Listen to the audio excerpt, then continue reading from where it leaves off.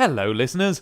In the build down from Christmas, sometimes it can feel as if a bubble suddenly burst, can't it? At first you're all excited about the festivities, the anticipation builds, and then suddenly it's just done with, and you look around and wonder what all these decorations were for in the first place.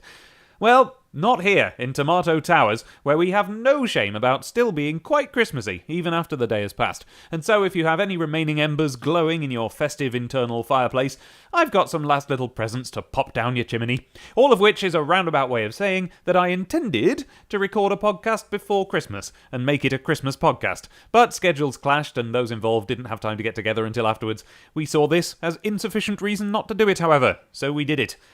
For you see, as many of you know, I'm a big fan of Santa Claus the movie, and I've laced references to it throughout the various Christmas-based things that I've made for the internet.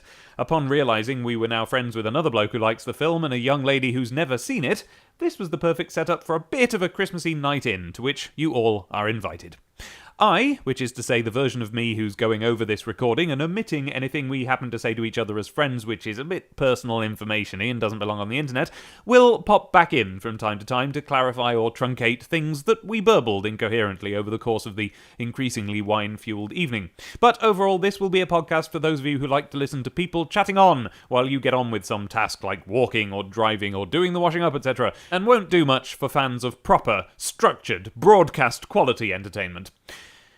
So, merry post-Christmas, and welcome then to our living room. Rest assured the decorations are all absolutely still up at time of recording, and we went a bit out of the way this time. So, picture yourself sitting among little stuffed toys of reindeer, snowmen, penguins, etc., standy-uppy cutouts of Santa in his sleigh, one of those little wooden Christmas trees with the dangly things hooked onto its extremities, Christmas cards hung all over the walls, tinselly garlands looping across the perimeter of the ceiling, at least 5 different iterations of Raymond Briggs's snowman character, one of which is actively glowing, and of course, a lovely tall Christmas tree just bursting with baubles and figurines. It's full-on Christmas in here still, and if you can find it in your heart to imagine you're still into that, well then, welcome.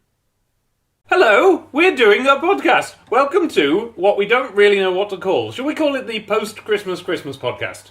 Yes. Yeah. Yes. Alright, we'll call it the Post-Christmas Christmas Podcast. I'm Dave, and you probably know me because this is probably on my YouTube channel. I'm joined here by my various elves. Hello, I'm Abby.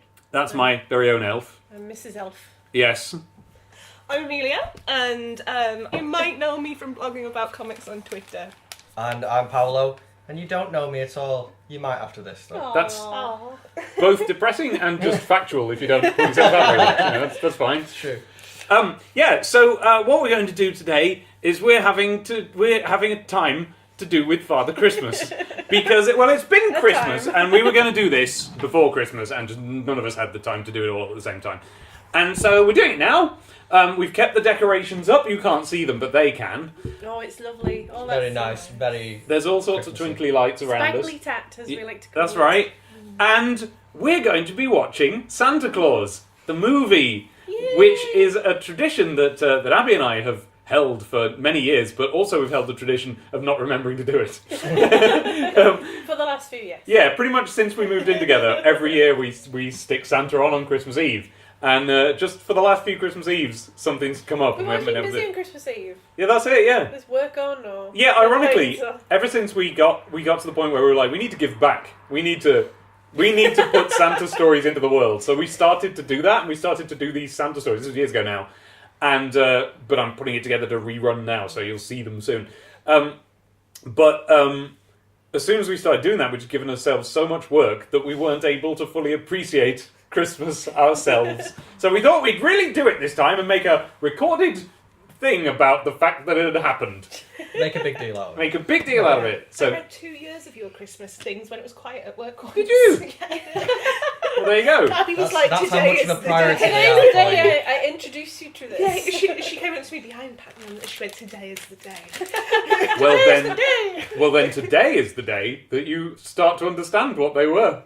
Because they were about this film. Oh, So- makes more sense then. So yeah, I seem to have led us down the path of establishing our Santa Claus the movie status. So mine and Abby's is that we've watched it about 1 billion times.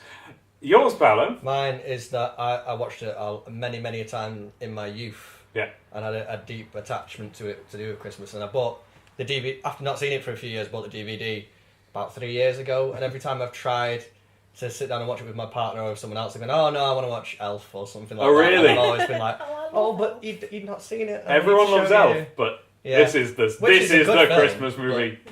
But I've not seen Elf.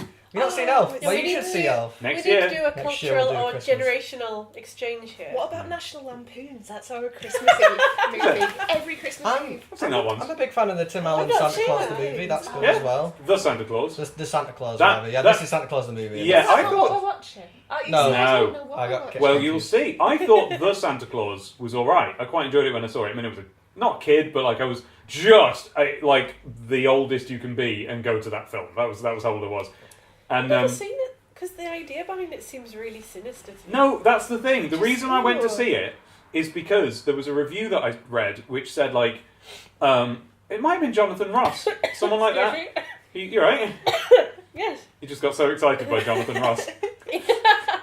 Whoever it was, anyway, they were saying that they weren't sure whether to take their kids to it because it sounded really cynical and like it was going to ruin Christmas for them and like take the magic away. And it doesn't do that. It's quite it's okay. It's like those weird 60s live action Disney films where Right. there's no need to watch them, but also they're not harmful. It's good for adults and kids. Yeah. The Santa Claus. Presumably the because sequels aren't. Have you seen it? the sequels. The second one's all right, Right. but like the way that like they can be all like, oh, it's funny, he's got a beard and he's got fat and he doesn't want to, and then people who have come to terms with their mortality are like, oh god, if you woke up and suddenly your beard was white before its time, oh, that would be terrifying, and you lock into Tim Allen's like, what's happening to me? So you're saying that if you watch it at different stages in your life, it has deeper meaning? Deeper meaning to you. It might be time for me to watch that again. So, well, there we go. Next year, Elf and the Santa Claus.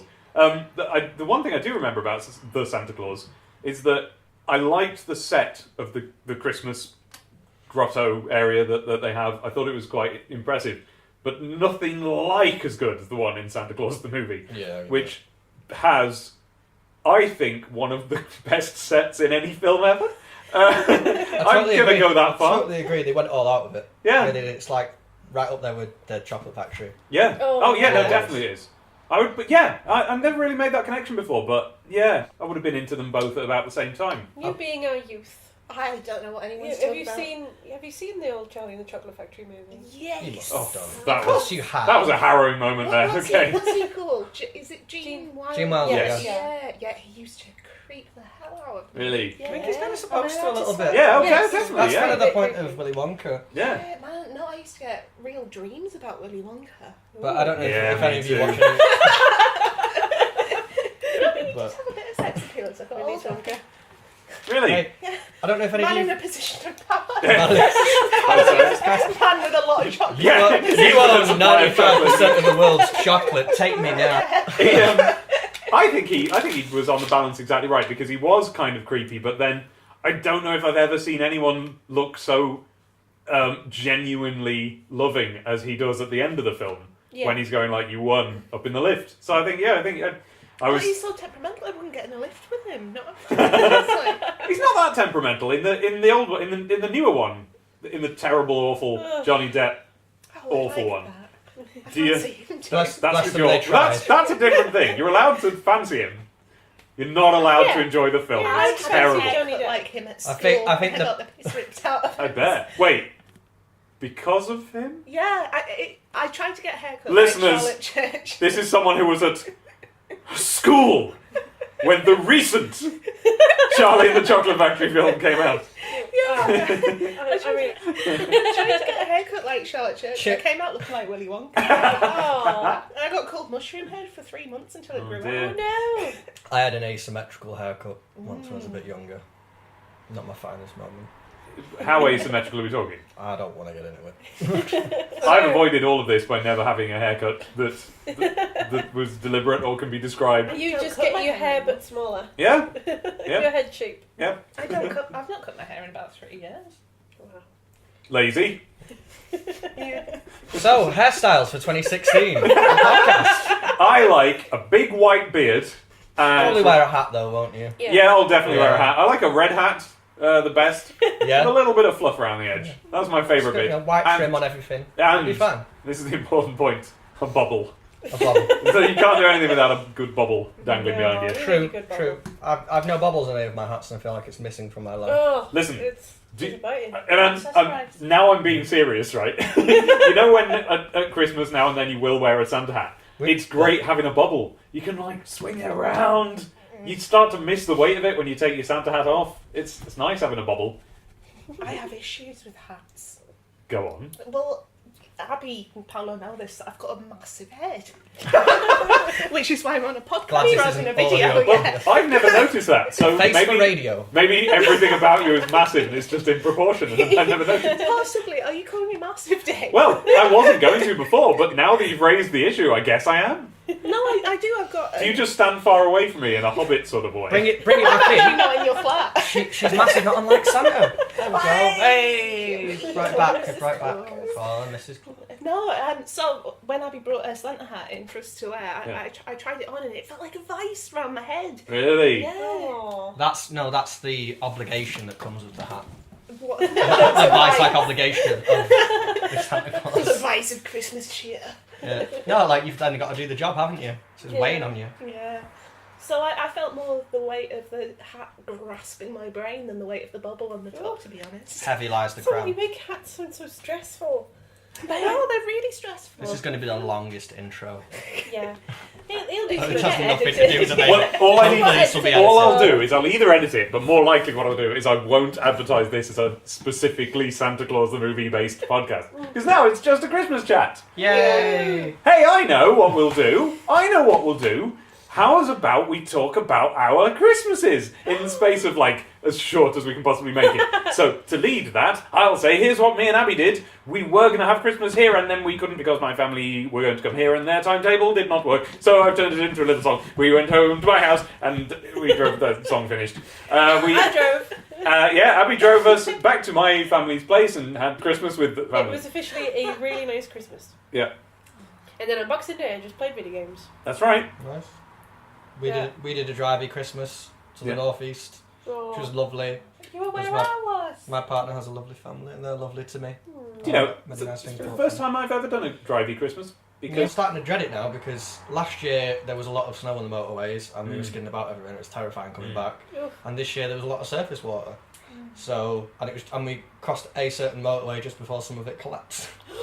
Yes. So, did you? Right. So yeah, so that Yes. was We've been having trouble here in Manchester in that holes keep opening in it.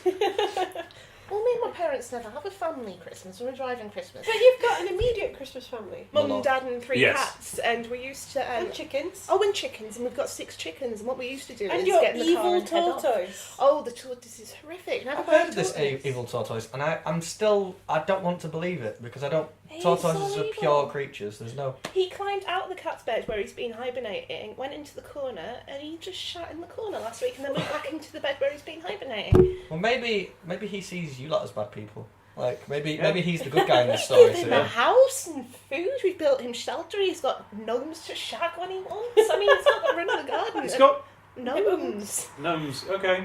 For the specific purpose I of mean, shagging. he's randy.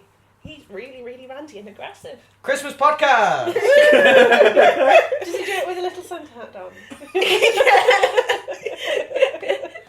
Does he make the noise? The- Does he make the tortoise noise? Yes. but- Right, first time I heard this, I was tiny, and this is Yeah. how the sex chat started, because my tortoise was shagging like a rock in my room. I'm like, the tortoise is dying, what do we do? And like, no. Maybe he ain't dying. He isn't dying. He's learning how to live. Le Petit Mort. Oh, it wasn't petty, I tell you that. Oh no. So Christmas. Christmas then. Was your Christmas good? Yeah, it was great. No, I'm adamant that we stay on shagging gnomes now. No, not happy with that. I'm a gnome fan and I won't allow this.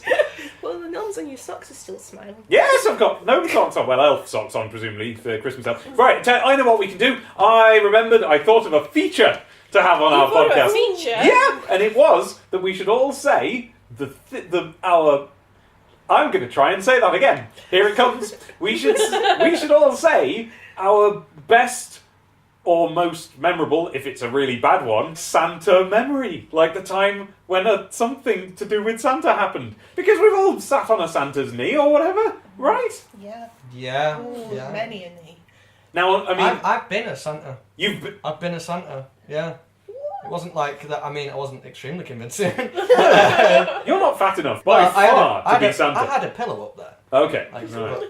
Also young and Italian looking. Well, it was for like an establishment that my family run, and we Santa every in year we give a Italy. lot of the customers that we have selection boxes, and one year we did a few years we did a Santa as well. Yeah. This was a good few years ago, but there was no one available to do it at the time, so I had to do it. Obviously, I wasn't the prime candidate, but I was a little girl's first Santa, Oh. and it was really a really sweet moment. Yeah, I bet. I mean, there was no lap sitting, I will say, because it at that time didn't feel appropriate to do that kind of thing. But it came up. She wasn't capable of speech, but her mum and dad were very happy that you're her first Santa. You know, I was like, What's the alternative to lap sitting? you just come up to you and ask you for something, Yeah. like rather no touching involved. Yeah. I'll have Like to a stress school that. Santa, which is one of the teachers. Yeah. They're not allowed. Oh my god. The school Santa was probably one of the teachers. Really? I never thought of that before. Oh, I mean, come on. I didn't think it was Santa, but I thought that it was... Abby, that you've some- ruined Christmas. I thought, and by the way, I still think this is a possibility, that there was essentially a sort of Leicestershire area school Santa who just went round and visited them. But yes, it could well have been just anyone, couldn't it? Here's the thing, Well, though. my parents used to tell me that it was the elves, but the garden centre we visited had the real Santa. Right. But the Exclusive elf rights. Santas used to go to the other See, garden interestingly, centres. I never thought that I never thought that any Santa you see anywhere at a shop or a garden centre or anything is ever the real Santa. I always knew that was someone dressed up, but that didn't mean there wasn't a Santa. It was just a tradition, you know. Someone dresses as Santa, and you go and say, "What do you want for Christmas?" And when I was 100% like believing in Santa, 100%, I never thought that, you know, saying it to the shopping centre Santa meant the real Santa heard it that way. I don't know what I thought it was. I was never in awe of meeting Santa, even when I did believe in him. I went to the other Santas, I was like, oh, this is great. You're like, I suppose, the guy behind the counter at the video store. Like, you know, he's got a lot of cool things. And he brings them to you. But the bit that always mesmerised me about that was getting a little present before Christmas off him. Oh, yeah. It was always something rubbish, but really great. Oh. I I got a free never present. gave presents. What? I realise now that present wasn't free, that my parents paid me to get in, but to me it was a free Yeah, present. Oh, Like- I got a skipping rope. That's the one I remember. Did you? That's It's all the right. only time I can remember going to see a grotto Santa. I'm sure Mum took me a few times. Yeah. But the one I specifically remember, I got a present and I opened it and it was a skipping rope and I was really excited. Maybe Well, that's after that. Maybe that's why my Santa was the real Santa, because my parents took me to that one because it was free, because he didn't give any presents. Maybe. Yeah. Skipping. Yeah, nice try. It's not Christmas yet. Well, Don't look at me with those eyes. I was cool. Yeah, nothing. You I had know the crazy. rules. That's the real one. He had crazy grottos. You always had. I will had tell you these about extravagant ones. the best Santa's grotto that can possibly have existed outside of Disneyland or something like that. This was at Lewis's department store in Leicester, presumably. And was it in Leicester? I actually don't know because I was so young. I think it was in Leicester. Lewis's has been shut down for a few years now, so just think Debenhams, basically. It was one of those. But they put on the best Santa's grotto I've ever heard of. So here's what it was. First off, you went in and you were in the toy fair. And what this was that they had, for the Christmas period, they'd changed a whole floor of the department store, or at least maybe it wasn't, but to me, small enough to be in a pushchair and things. You know, it felt like a whole floor. I think it was.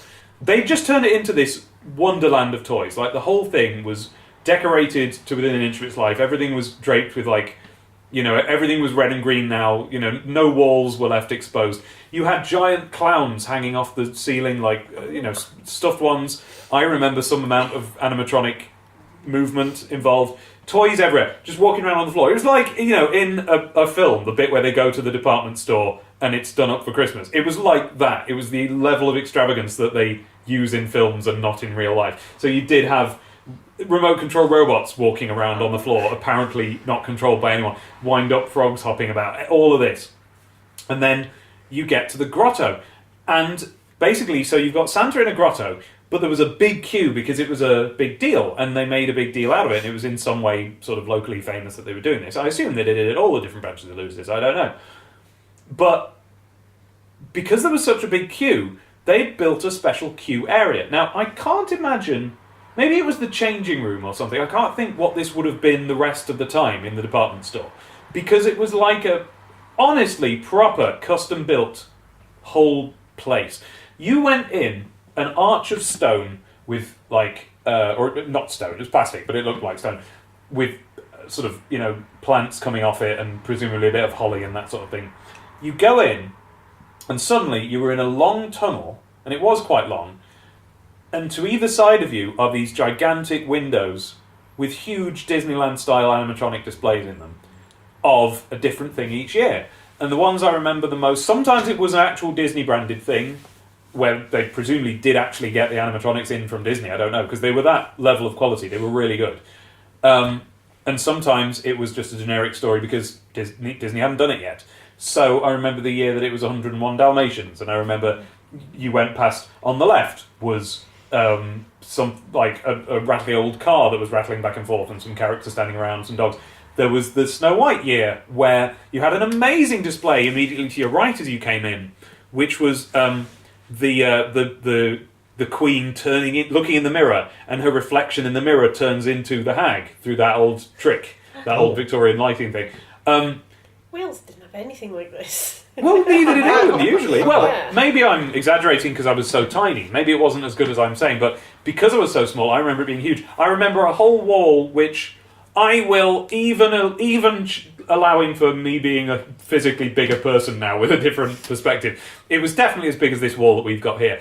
And that was Shere Khan fighting with Baloo. You know, like he's got his tail, their heads are thrashing around, the little branches on fire, this stuff. So that was obviously the Jungle Book year. And that was animatronics. Must have been a lot of money in this store. Yeah. This is the thing, I don't understand how it was done. Like, I mean, okay, the thing is, if this was at Debenhams, you wouldn't be like, whoa, how have they paid for this? Because department stores are big news. But these... No, Debenhams, but... Well, I frankly don't know. But, you know, these were so good, and they were explicitly Disney branded, that it makes me just think you can buy them from Disney if you're going to do a Disney branded thing. I don't know. I think like maybe stone tunnels are like a running theme with those things though, because I seem to remember a load of stone tunnels going to Santa's grottoes and stuff. I think we had Yeah. one. A Magical nice kind of tunnel. thing. Well, We had one I'm... with a cart once with little penguins either side. Oh, Sounds cool. cute. Yeah, it was like a little ride, and you went round this tunnel. That was a really. Oh, really dude. My auntie took me to that one though, so my mum mustn't have had to pay. There's a this is off topic, but there's a garden centre not that far away, where there's a tiny train for kids that goes round along the way around. Do you know what there is? I don't know where it is, and I don't think it's near here, but it's like plausible to go there, maybe an hour, maybe 2 hours away. There is this place, or maybe it's just in America and I've got completely mixed up, but there's a place that I've obsessively watched the video of where you can just go on a Christmas train ride, and that's all it is. And they just have this hangar, and in it they've built like the extreme version of what I'm talking about. So you get in a train and you go down, and there's just animatronic snowmen everywhere, there's reindeer everywhere, there's Singing elves. It's a Small World After All. Yeah, basically, yeah. I mean, but they're singing Christmas songs. There's huge true singing dream, Christmas isn't it? trees. Yeah, It's a Christmas after all. I would got love to go taken there. Disney for Christmas one year. I Oh, mean, that must be great. Oh, yeah. That must be I've great. got to mention my parents weren't cheap all the time. I think they were cheap to save up to take me to Disney for Christmas one year. Aw. That's beyond the realm of my It was financial amazing. situation. Oh god, I yeah. remember, I don't have like any particular standard grotto stories, but Yeah. I remember one Christmas, I became obsessed with Rudolph. I think I saw. I know we always leave out something for Santa, but I wanna put out something for Rudolph as well. So I put carrots out. Make sure label it so the other reindeers don't touch you. Yeah, and like, I was so How dare excited. they? I was so excited when I woke up in the morning, and there were big bites out of the carrot. That was such a Not- great feeling. wasn't it? Not even thinking that. Why didn't he eat the whole carrot? But no, they just did a few bites. I was It always just very was impressed, cute. like in later life, of wow, an adult had to bite into Yeah. that raw carrot. Yeah. Like that- Oh no, raw oh. carrot's alright. If you've not eaten a raw carrot, give it a No, go. They're I nice. have big respect for any parent who goes out the way to. I mean, you have to bite shave. marks You in have that to carrot. shave the outside of it. You know, Oh, peel no, it. you don't just give it a bit of scrub. I eat them raw all the Yeah. time. Can you even eat the top? You Fair eat enough. bags of frozen peas. Props. For I the left a parents. mince pie out this year. Yeah? Yeah, I took a picture, and my parents must have found it because they woke up before me, and it was gone. I think you'll find that was not your parents, but Father Christmas. Right, but I've not got to the end of my thing about Lewis's, right? Because this is the key thing. Let me tell you about the one year when they did a film that Disney had not done and were showing no signs of doing, and that was Aladdin. Ooh. And they did Aladdin that year. Loved it. I'm estimating about 4 or 5 because I remember being lifted up to look at one scene, which was Abanazar, as he was still called. But this is pre-Jafar, you understand. Lifting up the stone to, like, it was just a big stone with a ring on it to let Aladdin in to the cave. The most memorable one in all of the scenes, because it was like multiple windows. It would have been 1, 2, 3, 4, 5, So maybe proper 6 Stations windows. of the Cross style setup. Sorry? like you see, there's different scenes of it, but like Oh yeah, Stations of the Cross, Yeah. as in the Catholic faith. yeah, exactly like that. The Trials of Aladdin. Yeah. He died for our sins. Well, the most memorable one was the genie, of course. That's what you're on board for with any version of Aladdin. And what it was in this case was it was a giant green face floating in the air that went out into millions of tendrils of like hair almost. And out of this was coming a big pair of hands. And one hand was up here just gesturing. But there was one hand that was actually sweeping out of the scene into the queue. And so there was no window on this one, it was just open. And this hand was like, woof, past you, woof. I mean, it probably wasn't as big as I'm remembering, but... and I remember being scared of it, but loving it. It was this imposing thing, like, whoa. Well, here's why I'm telling you about this, because we were talking about Santas in grottos that do or do not give presents. This one not only gave presents, but did so in such an intelligent way. So you get to the end of the queue, and there's a separate sort of, not door, but I think it was like that thing where they like drape tinsely strands you have to get through anyway. And in there's a little room, there's Santa on his throne, and he's got presents all around. King Santa. Yeah, he's got a big sack next to him. I think, do you know, now that you mention it, I don't think I sat on his lap either. Maybe, but I haven't got any photos of me on his lap, which is usually the point. So I think you maybe just talk to him. But anyway, he's there. Because he's in his own little enclosed room. This is presumably what they use in the ones in the shopping centres as well. You've got lights on him that there's a theatrical air to the whole thing. It's magic in there. And he gives you a present, and the present is the Ladybird book of the thing you've been looking at as you go through. Oh, that's alright. Yeah, so... Nice then. And for our listeners who are too young for Ladybird books, just imagine a book about maybe smaller than a Blu-ray case, but just a bit, and that's pretty much it. There were millions and millions and millions of Tiny them. That's still about Ladybird books. No, they closed down. No, they've relaunched them. I'm pretty this sure year. I was going to say. Yeah, but spoof books, because I got my dad one about the shed. And it's Oh, got, Yes, we yeah, had- like we the had one hipster in the one. shop. Oh, did you? What Yeah. about Yeah, they're not It actual was the Ladybird gallery books, one. though. Gary? No, see, gallery. those are spoofs of Ladybird books. Those aren't They're Ladybird. not Oh, actual but they Ladybird. look like Ladybird. Well, books, that's your why. listeners might know through those. Oh, that's pictures, possible, through yeah. books, yeah. Yeah. So do they look like the proper old ones, like the green ones? Yeah, Oh, the yeah, style of yeah. the illustrations as What was the name of the boy They've and even girl got in the it? Ladybird on the front. I don't know. I think that's something else. See, like Ben run. Oh, I don't think that was Was Ladybird. it Tom? I think Was it that was Tom? something different. Well, there was Ben the blue dog. No, it's like a boy and a girl, and they did things, and that was how you learn. Yeah, I had one. Topsy and Tim. It might be Topsy and Tim. I had one where they got new shoes, and That was I think Topsy and Tim. Topsy cried because she didn't have get the sparkly shoes she wanted. Because And you had the red and pink and blue shoes thing in that book. I love I that. just liked how the shoes were drawn. Yeah, that's what I mean. It's like These- it's like the little Ladybird book about the the elves and the shoemaker. Yeah.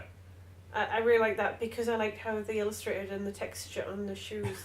I had Oh, I one. love that. The little Very Ladybird book about the velvet, indentured very velvet. workforce. I got one about Puss in Boots. Oh. Oh, it was brilliant. I think I had that I one. loved that the pages smelt a bit old and Yeah. as well. Yeah. And that was when they were new as well. That was new Yeah. as well, yeah. So the Ladybird book of Aladdin was actually, it had the genie that was the green face with the big hair and the hands. Like, so someone had built these animatronics based on the illustrations in one particular book. Who was making these? They must have had Have you put any research into this? Yeah, all there is like an article about how the beloved thing is happening again, and I tell you what, though, I did find, when I was putting the research in, I found an article about it which said the year that it was, and I can't remember how I did this, but I managed to triangulate from this article and the date that it said on it. I was able to triangulate exactly what year I had first seen Santa Claus the movie. If CSI was like that, I'd watch it. It's just you figuring out. CSI Lapland. Crazed Englishman. What year did I see this movie? This obscure film. Hold on, let me get it. I've Get me the down. semen sample. Where did the semen come from? Because it's CSI. There's always semen in CSI. You see, I There's semen everywhere in that program. Right, this is not conducive to a Christmas Santa Claus podcast, alright? even Santa came from somewhere.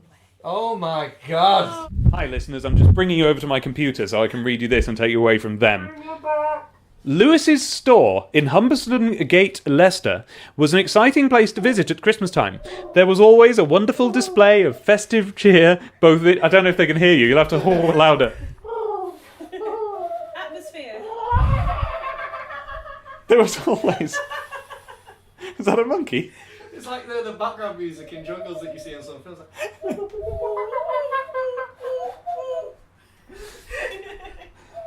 There was always a wonderful display of festive cheer, both inside and outside, as the store was covered with lights and decorations.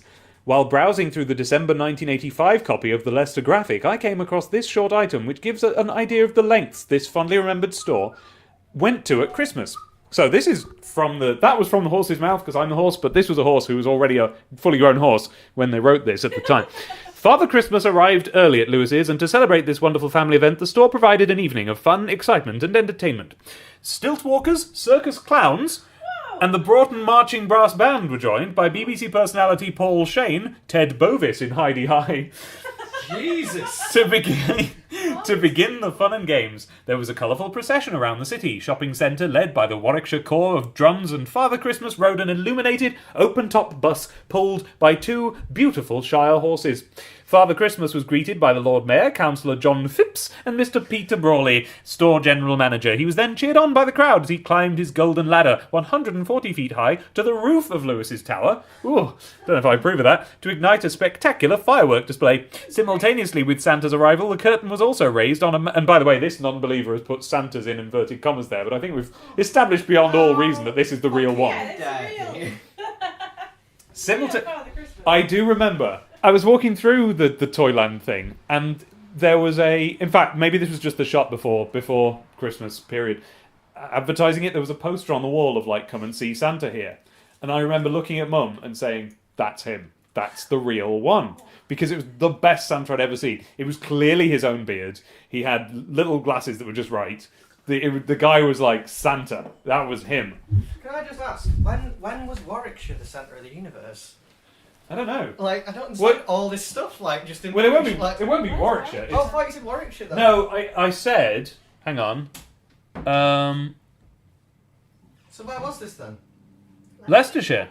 When was Leicestershire the centre of the universe? Well, here's my theory. Maybe Lewis's originated in Leicester, so that was like their main one. But I feel like it was a Liverpool thing. Maybe just people have... I don't... Yeah, well, it closed down ages ago. It closed down when I was a kid. That's why this stopped happening. I heard of Lewis's, but... No, it didn't. It closed down when I was a teenager, but they were already going bankrupt, so they stopped doing this sort of thing. Yeah, because of these lavish bloody You Christmas things. That's why they're going bankrupt. All the animatronic shit's in from Disney. Simultaneously with Santa's arrival, the curtain was also raised on a mammoth puppet theatre at Lewis's, when the wonders of the fantasy world were revealed in the Christmas animated windows. Now, what they mean by puppet theatre is what I'm talking about. They don't mean, like, marionettes.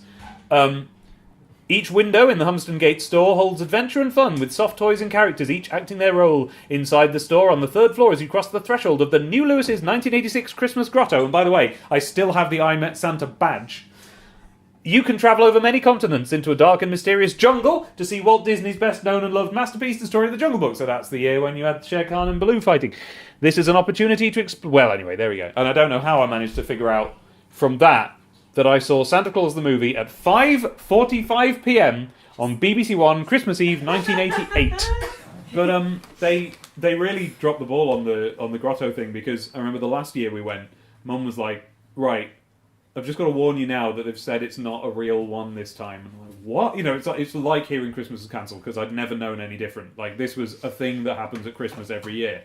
And maybe it only happened for 5 years, but I was 6, so, you know what I mean? I don't know how old I was, but we went.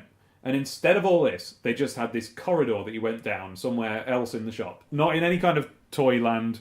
It was a teddy bear-based animatronic thing, which I bet was shipped in from some theme park or another. There wasn't even a Santa at the end of it. And then the toy fair, as it was called, at its height, we went to that toy fair, and this time it was literally just a small room, about this size, maybe a bit bigger, with some shelves, with some dolls of a weird thing I'd never seen before that they were trying to sell. It was this abomination. I remember looking at it and going like, no, you can't convince me to like this character. It was weird. Try and picture this. Big bug eyes, yellow head with like spikes at the top of it, and like ears that stuck out. It was called Bart something anyway. They were trying to sell it as this new thing, and it just didn't. I wasn't happy with it at all. And they just dropped the ball. They just didn't do it properly that year, and that was it. That was the last year. And then Lewis had shut down a few years later. Probably, I think I get the feeling that happened maybe when I was at university. That happened. So that's a shame. But hey, the grotto was grand. We make our own Christmas. That's what we do now. I went to a morgue once for Christmas. Did you? Oh, I was about to move us on and do the film then. Sorry. No, Now you've no. introduced something. Tell us about the time you went to a morgue for Christmas. Well, as I said earlier, my family likes to avoid the rest of my family. At Yes, but Christmas. there are ways and means, aren't there? Well, You don't have to Literally go got and hide into in a body morgue. bags. No, I'm sorry, they've gone. They've They passed away. all took the Romeo and Juliet potion that makes you appear dead for 24 hours, so the family won't come Oh, around. can't stand these guys. I'm not entirely sure where it was, but I remember having to drive for a few hours and we're in the countryside. They just have like amazing Christmas parties. What? These guys. Do At they? the morgue. At Yeah. the morgue? No, it was just us below a castle. What? And in a morgue, and the morgue was sort of A like morgue below a castle? refitted out. It was an old morgue. It was where they used to keep the bodies in the Middle Ages. Right. And they Oh, still right. had the massive hooks hanging from the top, which Oh. I can only assume they hung the bodies from. And I remember standing in the cellar, and this was the year the PS2 came out. And just thinking, I don't know how Santa's going to find me. Just in among Oh, these you were hooks. there on the night, on the dot of Christmas. Oh yeah, we could hear because we were below this church castle thing, and we could hear like monks singing as Christmas What? came in. Wait, that's cool. It was really I cool. understand spending Christmas in a castle. That sounds magical, but in a horrible torture chamber-esque morgue in a castle, It was really fit. why didn't you It was just stay refurbished. upstairs? I don't understand. Oh, because upstairs was a church and a historic monument. Right. So the monks weren't singing for your benefit, they No, they were just singing midnight mass. because they're monks. So they were in the Because shower. monks, They were yeah. just singing. Oh, it must be lovely in a monk's shower, mustn't it? Imagine it. Yeah, just imagine. Well, the tragedy of that Christmas was that they got me Final Fantasy X and PS2, but no memory card. So for the rest of the week, No. I spent playing the first scene of Final Fantasy where you're running along the bridge over and over and over Oh, again. no. Oh, I think you got Final Fantasy X for Christmas. Lovely. Should we start? It's time to watch a movie. I think we should start. Enough So, of just Christmas. before we do, Oh no, I actually have to Yeah. say this. I'm very, very sorry. Yeah. The Christmas I got my original PlayStation. yeah. We got to one of my grandma's, and my aunt's boyfriend at the time, I can't remember his name correctly. I probably shouldn't say it on the internet anyway. But this is the single greatest act of human kindness I've ever had in my life. We realised when we were there that we hadn't received a memory card, and it was around Christmas and we weren't going to be able to get one. And he drove all the way home, which was quite a way away, and came back like an hour and a half later with a memory card for us. Oh. Oh. And What a trooper. I just I So I've was never that like been, his memory card that he already had? Yeah, he just gave us like a memory card, a green memory card, like translucent Oh. one that like you're knocking about. And I remember just genuinely being like, "This is the single greatest act of human kindness I've ever experienced." Like since, and Oh. I just- Was it one of if those you're really still out there, fluorescent ones? and you remember that, I love you. Thank you very much. That's lovely. That's very Yeah, Christmassy. That's great. So we're going to watch Santa Claus the movie, which is my very, very favourite Christmas film. Snowman's a close second, but that's only half an hour long, so I allow this. You know, you can hear the tension in my voice there as I try and decide: do I prefer Santa Claus the movie or the Snowman? I'm Today you prefer Santa Claus. Deeply on board with them both, but my story with this is that they showed it at my school. We had an amazing day where we were all allowed to bring as many sweets as we could fit in our lunchbox. And like many of us, because it was just a village school, so like our mums lived nearby, so like it wasn't how many you can bring at the beginning of the day. We still had our lunch, but then mum would turn up with a new sarnie box or take it away and bring it back. I can't remember what happened, but it was in the evening. It was after school. All the dinner chairs all laid out, projector and screen with a film. You could look at the film going round, proper like a cartoon cinema camera thing. Projector, that's the word. And someone had to. There were breaks because someone had to get up and put the next reel in and everything. It was fantastic. And they just pulled down the screen that they normally use the overhead projector to put words to hymns up on, and we watched Santa Claus the movie, and it just honestly blew my brain to bits how much I loved it and how much of a good time it was, and how I've just realised this is perhaps the first time since I was about 6 or 7 or whatever it is that I'm going to be able to watch Santa Claus the movie while consuming Pez. Yes! Oh, you got to share. Don't worry, I'm sharing. Not only that, it's Star Wars. What's a Pez? What? You will have the first Pez. Fizzy Pez. Are they fizzy? These are fizzy Amazing. Pez. Are they better? Because I just remember the straight up flavour ones. Well, they're fizzy. They're the same but fizzy. Which was your favourite flavour? Oh, the cherry ones. Oh no. Shut up, they're the best ones. Go on, what? I think maybe the orange ones. Or What? Were there strawberry ones? I think there were strawberry ones. Wasn't There might have been. Well, if there were strawberry ones, then that's also what I'm thinking of. I just think the pink ones. But I think there were cherry ones. there? The lemon ones were alright. Yeah. They're alright. I like the lemon ones. I like the lemon ones more than the orange ones. Comment below about which your favourite Pez is. Yeah. Oh yeah. We must know. We'll hold a poll. Eat a Pez. So what do I do? Here's what you do. On audio as well. You grip the Pez hold. No, I'm not having this. It's Christmas. Instantly. I'm not having you going her just because I said the word you grip. Just like... I don't even. So anyone who can't see this Pez dispenser, it does have an R2D2 on top of it. There's It's nothing extremely inherently It is a bit. funny about the word grip. Okay. So It's just take the way you're proffering me this item and saying grip. take Okay. the shaft of this, and what you Have do already is drink my lovely. yes, My lovely. you tilt R2D2 backwards, and out comes a little brick. Nothing's happening. Yes, it is. Oh, A brick comes came out. out. Oh, it comes out of his bum. No. That's not his bum. Usually it's someone's neck. Cause Yeah, it's normally a head. Oh, the neck. It's like, Oh man, and I eat this. Yes. Yep. It's like a space tablet. Thank you. Ooh. Mmm, That's fun, isn't it? it's really good. Oh yeah. These were big. Well, Oh, it's all coming flooding back. Good few I packs wasn't- of that with me when we watched Santa It was one of Claus. the things like bubblegum. I was not really allowed these, but Really. once or twice I managed to get one. Yeah. So it was like, And then oh, Same thing. I was expecting it to come out the bottom. I thought I was going to push it Yeah. back and it was going to fall out. and it has a special mechanism so that now the next one automatically comes out. Actually, But now he's like a sweetie chicken. He likes. it's like a sweetie Yeah. chicken, exactly. I remember when I first had one, and I was so excited about it because I've always wanted a Pez. He's a sweetie chicken. I was You tilt it disappointed. back, he poos a brick out. Do-do-do. I was disappointed because I thought I would pull the thing back and it would chuck out a sweet. Yeah. So I was like there with my mouth open, ready. And it just went. I thought, I have to just pull it out. I was slightly disappointed. They always seemed like emergency tracheotomies to me, Pez dispenser. I get it. It's all right. Have you seen? Perform an emergency tracheotomy once? What? Yeah. You're way better at podcasts than I thought. No, hang on. If I'm ever in need of a tracheotomy, I do not want you to perform. Oh, I do have a I camera, love, no, to I be fair. love you dearly, but that's not conducive to a friendship. Oh, I almost I don't- studied medicine. It was like if I hadn't studied classical music, I would have gone into medicine. I know this might be the equivalent of a DNR, but please don't do that to me. Someone Like, else. if you're So- dying and choking and paramedics aren't getting there, I'm not going to save your life. Thank you. Why did you have Means a lot to me. an emergency tracheotomy?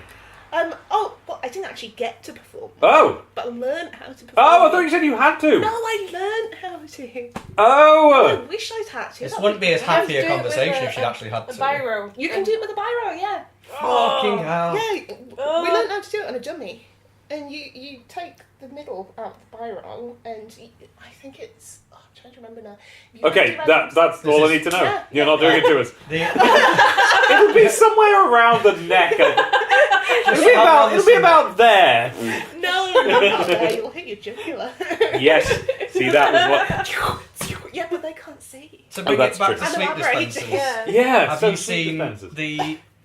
Like in the last few years, they did like farm animal ones that you squeeze and they actually do poop out. Yes. Like chocolate Yes. covered raisins. Yes, I have seen. That mortifies me. Yes, I'm not happy about They that. did sheep ones Because when I went to it just ours. says something about the They do. state of our society, doesn't it? Yes. That people find that amusing. Having watched Santa Claus the movie at school, it then came on at 5:45 p.m. on Christmas Eve or whatever it was that it said, and I videoed it, and it was one of the first videos I ever videoed, and I watched it over and over again endlessly. What about you? Why did this film come into your life?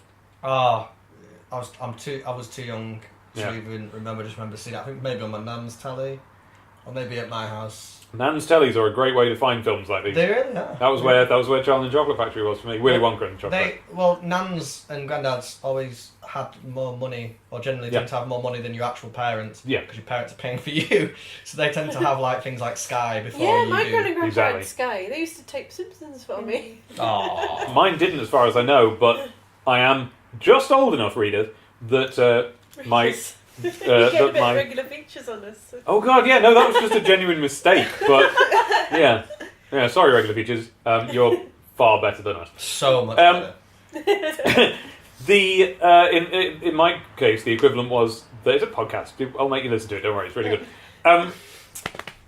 My nan and granddad had a VCR, and we didn't. They had a video before we did, so I had to go around their house to watch The Snowman, to watch Willy Wonka, and Dumbo was the other one.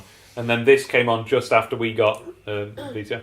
But you haven't seen it. No, never. I told my mum this was happening a little while ago when we went back for Christmas, and she told me that Frasier's in it. She's told- wrong. She told me this is the one where Frasier's Santa Claus. I'm afraid that's not the case. I'm not bringing up Kelsey Grammer again. So- That's the last time. All I know is that Frasier's Santa Claus and everyone drinks Diet Coke, apparently. There's some tossed salads and scrambled eggs in there, admittedly, but Right. Both of those facts are wrong. First off, David Huddleston is Santa Claus, who is known for this and being the Big Lebowski. I'm sure he had a wider career than that, but that's all I've heard of. And What? it's what do you mean being the big? he's the Big Lebowski. No, he's. Yes. Oh my god! Yeah. Think of the voice. That's where you can get That's it. ruined this film for me. And the other fact is that it's not Diet Coke, it's just Coke. Oh. I think, isn't it? I think it's just Coke. It's Yeah, it's just I Coke. was going to buy some Coke cans and I didn't because Yeah. they're cheap. This is a film. This is the weirdest kind of film because basically for the first about, I don't know how long it is, maybe half an hour, maybe 3/4 an hour, it is a wonderful, sincere origin story for Santa Claus, and that's what it is. And it's played completely straight, and it's like it's just a cockle warming thing, right? No, Cockles. stop it. And they're like mussels. Get off with cockles. But where are you, Cockles? I'll show you later. Okay. They're in a wheelbarrow in Dublin's Fair City.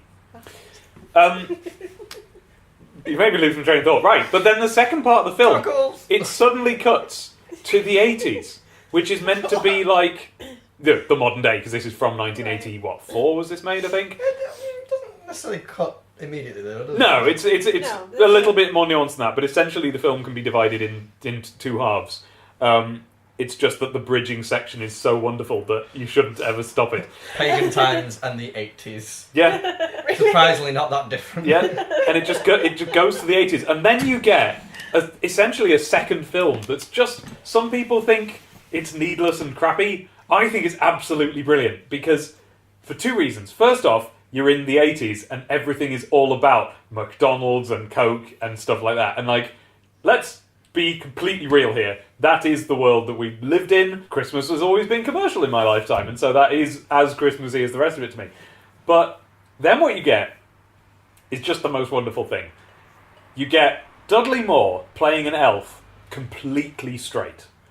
Like a naturalistic performance of a real-life everyman. And you get John Lithgow as the evil head of a big corporation who plays it like a pantomime villain. So you've got, like, the elf is being, like, a normal guy, and the normal guy is being a mad You see, bad I don't know guy. any of these people. Well, I think we should just watch it now. We'll just watch it. Giving too much away. Yes. There's stuff I really want to say, but I'm just holding till We'll leave Lovely, it, we'll leave lovely. it till after. All right. Okay. So let's You're do gonna it have then. to chop that down a I bit, think if you're listening at home and you have a copy of Santa Claus the movie, The movie, Watch not it the now. watch it Santa now Claus. and then come back to the podcast if Yeah. you can. If Okay. you agree with us. Bye. See you later, everybody. So, Amelia. Hey! Sorry, I've stolen a pen. Oh, cheers. No, Pez. Oh, Pez. now I know how this birthing works. There's none in there. Oh, isn't there? All right. Give it then. I'll replace Spent all it. the chambers. I'll replace it. Sorry. The birthing's not working. So, Hello. as a first-time Santa Claus the movie viewer, what did you just see? I saw a man and a woman who seemed quite nice, but then went out in a very stupid storm, died, and then had a massive hallucination about having kids and everything they missed out on in life. Yeah. Oh, that was very succinct. Yeah. That's pretty much what I got from that. I mean, Yep. it was really, really sad. They finally had the 2 children they wanted That's in right. this dream, just as they were losing life and consciousness, and Yeah. he got to live out his fantasies of giving Of killing a to businessman. everyone. Yeah. And killing a business. Full spoilers for the Santa Claus movie. He didn't kill the businessman. No. It was his own... Stone Moore cold killed the murder. In fact, No, even Dudley Moore didn't kill him. It was entirely his own hubris. doing. I don't think the businessman was even in the fantasy. I think he was imagined by the viewer. Imagined That's- by the viewer. Taking Weird. it too We far now. You started well, and We then didn't you... die in no ice storm, though. No, but it was an accessory to our So that's, view of I mean, the that's up to fantasy. interpretation in the beginning, but isn't it? Like whether or not they actually die in that storm. I mean, So- and sort of being serious for a moment, that actually is the subject of interpretation among different people. Some people think he survived, and just, you know... Is just there a discussion about this? Yeah, I've seen a discussion about I it. feel like as a child I would have preferred to have thought that, oh, they survived and it was fine. But now all I can think of is, yeah, that they've died and gone on to this... I mean, they definitely die. Elf heaven. And it's sort of more of a... If that what's heaven is like, and then I'm not. That wasn't a sentence, but I'm No. not. You see, I thought that was their death throes. I thought that was his fantasy being imagined. Their fantasy. Yeah, as a the whole couple. thing. Yeah. Really nice death So throes he, there. in full clarity, imagined the 80s. Yeah, he The died future's going to be crazy. in ancient pagan times, and then just dreamt up McDonald's and Coca-Cola and homelessness. Yeah. I'm sure they had homelessness in pagan times. Yeah, they did, but I feel like it would have been a slightly different thing than it was in the 80s. Do you know what I mean? Like, if I feel like the divide between homelessness and having a home would have been narrower in those days. Yeah. Oh my god, it's like you're Uh, impregnating R2D2. Yeah, Yeah. it's very much like that. Very Well, one's pregnant standing up and I R2D2. can't do anything about it. I've got a standing up Pez. I think people who criticise the second half of that film Yeah. are really missing out on the fact that John Lithgow is great in it. Yeah, pretty much. I think I there's want like to know a... if those are teeth or not. I want to know if those are his teeth. Are they? Those are not his real teeth. Those I are think fake his, teeth. his assistant did a pretty good performance as well. Oh, yeah, I loved Probably James like Townsend. the sideman to the pantomime villain. Have you heard the theory about them? What? I don't know if this is true, but it's a theory that it's like, why would anyone come up with... Like, who's talking about Santa Claus the movie enough to come up with fan theories? Like, there is no such thing. You. What me? Can I just no one else. point at the irony Yeah, of the satirical... but that's why I'm doing this. Like, there's no other stuff about this film, so I thought we need a podcast out there. I have heard it told that they were a commentary on and joke about Michael Eisner and Jeffrey Katzenberg, who at the time were working together. I don't know if they worked together at Paramount, but they were just taking over Disney at this point, and they were known as these ruthless business types, and they looked exactly like John Lithgow and the other guy whose name I can't remember. Is that Oh, yeah, Eisner's you're in right about Eisner Eisner. Awards? Sorry? Is that Eisner is in Eisner Awards? No, that's Oh, that's the Eisner. comic guy. No, Eisner. Well, you probably won't know who he is. He's the guy who was in charge of Disney. Sorry to everyone on the internet who knows how ignorant I am about Eisner now. He was just a big shot Paramount guy who sort of essentially was brought in to reinvent Disney. Yeah. Right, okay. And he turned them into the corporation they are. Like, Disney World happened under his watch. And, like, the new golden age of Disney happened. yeah, this And then the crash happened when He was responsible, honestly, for the best and the worst of Disney in our lifetimes. Wow. And because he was... Michael Eisner. Yeah. Because he was a bit of a... Just for the viewers at home, Dave's now getting out little tools. I'm now using to fix the tools Pez. because there's a standing up Pez and it will not sit He's down. still struggling with the Pez. Does this come with the Pez? No. You can't get a set of tools with a Pez dispenser. No. What if you did? There we go. I like no, that was definitely a good little. I don't know if there's Dynamic. any truth in that, but I don't know who would have come up with such a weird thing if it wasn't. Like, there is no online Santa Claus the movie fandom that I'm aware of, and I'd be aware of it if there was. I was saying this to you during the movie, wasn't I? That like it's such a heavily branded film with McDonald's and Coke and things like that, and department stores, but then it also seems to like be against them at the same time in a spirit of Christmassy way. It's weird, isn't it? Yeah. And yes, by the way, listeners, we had a little chat during the film, of course, as one does. So I'm going to repeat a couple of things, but like, yeah, there is branding in that film, and it can be said to be a bit, cynical in that way. But whenever we see some branding, it's usually food, and it's usually in terms of the homeless child being unable to have access to that food. So there's the McDonald's scene, which. This is no Mac and Me. We don't just have a scene that's just all about how wonderful Fucking McDonald's Mac is. and Me. Instead, we have a scene that's all about how wonderful McDonald's is. From the POV... That's Stop for it, another just day. Stop it, like. From the POV of a child looking in through the window, unable to eat the food. Or any food. No, but then you've also got the added layer of him licking his lips to McDonald's and everyone in McDonald's enjoying McDonald's so much. Yeah. So then it's definitely the good stuff. Oh, God, yeah. As is Coke, when he takes a sip of Coke, he's like, ugh. Yeah, the film is unambiguous that these things are nice things. I do remember when I was a kid not noticing that, not just because I was, I was still young and innocent and naive and didn't realise about branding, but purely because it was a 100% fact of the world that yes, McDonald's is that nice. And yes, Coke is that nice. Of course Of course the people in McDonald's would be like, hooray, I'm eating this. And of course a child outside McDonald's would lick his lips. Yeah. I'm not like got depression glazed over my eyes as I wolf down my chicken mayo inside a double cheeseburger, bun and all. I've not had McDonald's in years.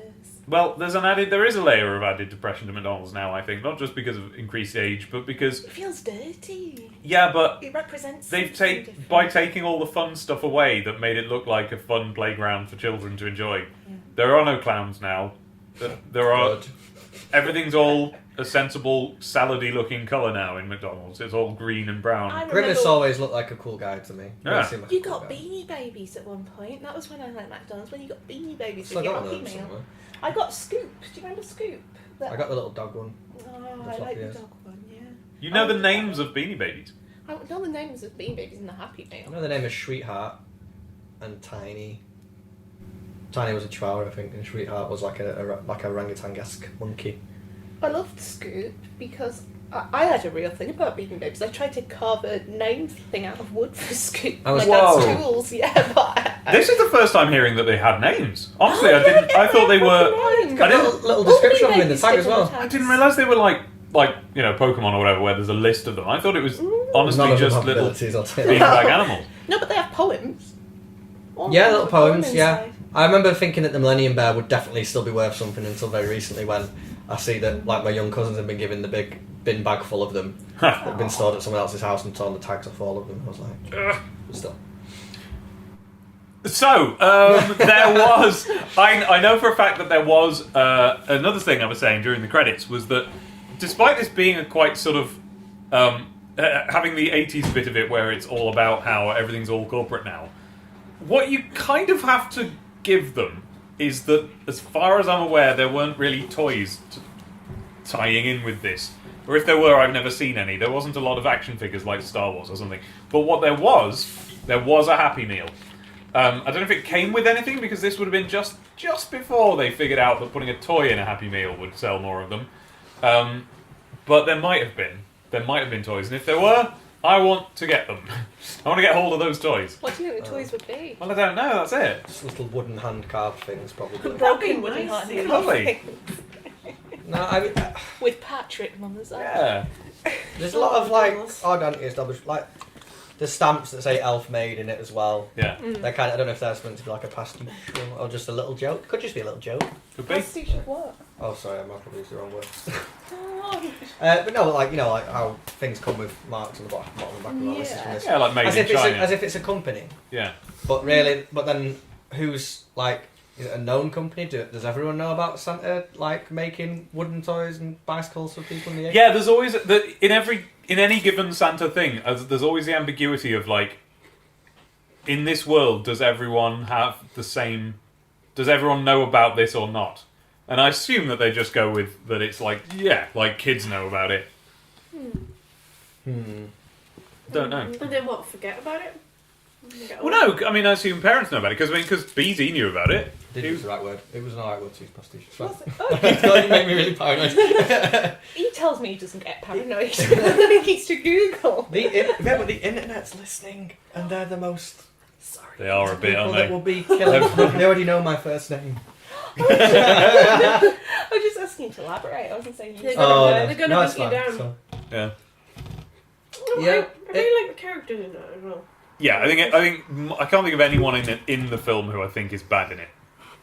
Like, Except for the governess. I don't know. oh yeah, She's weird. Oh, she made me feel sick. She's definitely dubbed, isn't she's she? all dubbedy, isn't she? Yeah. Everyone else talks normally, but all her lines are weirdly dubbed. The governor. Which one was the governor? Governess, Dubbed.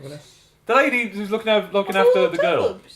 Oh yeah. Like No, I'm saying She that- felt dubbed. I'm saying nobody else is, but her lines all look like they are. Her mouth's not quite in sync. Yeah. that might just be a face.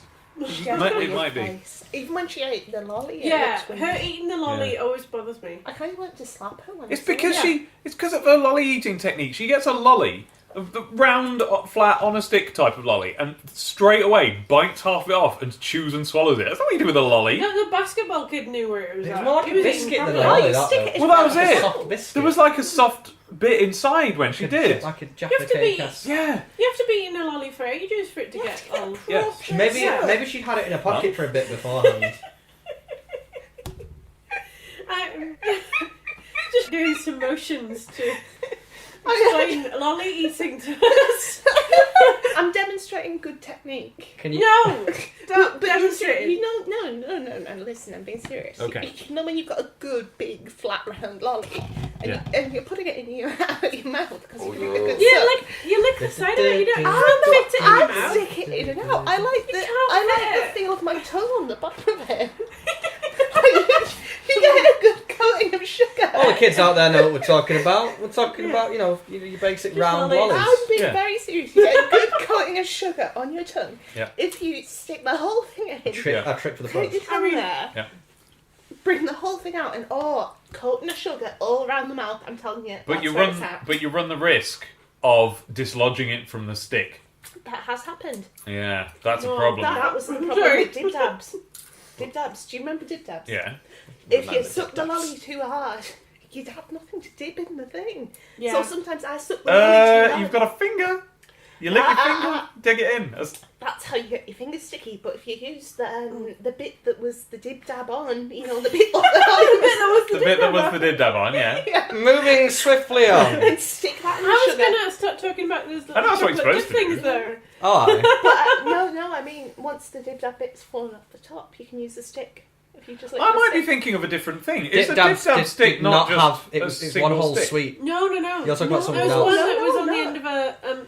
That Some dip dabs have like a No. lolly on the end of Oh, like a stick. regular lolly. something Yeah. else then? Oh. dib dabs are lollies, and then you got the licorice sherbet fountains. They were called the I'm with you, swizzle Dave. stick. I think the Swizzle dip dabs, sticks, yeah. dip dabs were like a long sweet. That was a different thing. No, dib dabs were lollies. Swizzle sticks had 2 packets with one. That's what I'm long thinking of. Is that fizzy not thing. dib dab? No, that's No, a swizzle. I think you've got them. No, you've literally got them confused. No, I don't think I have them. Google it. Good No, God. Googling is I happening. had one like the other week. Siri, Did I had a you? dip I dab the was other week. obsessed with these. Siri, what's a dip dab?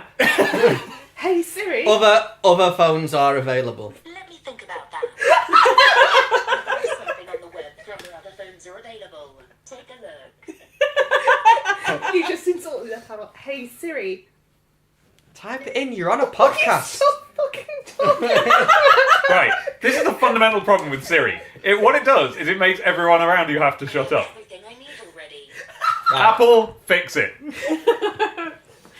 Oh, Siri, what about dip dabs? Hey Siri, what's a dib dab? No, it's not dib dab, it's dip dab. Yeah. I said dib dab.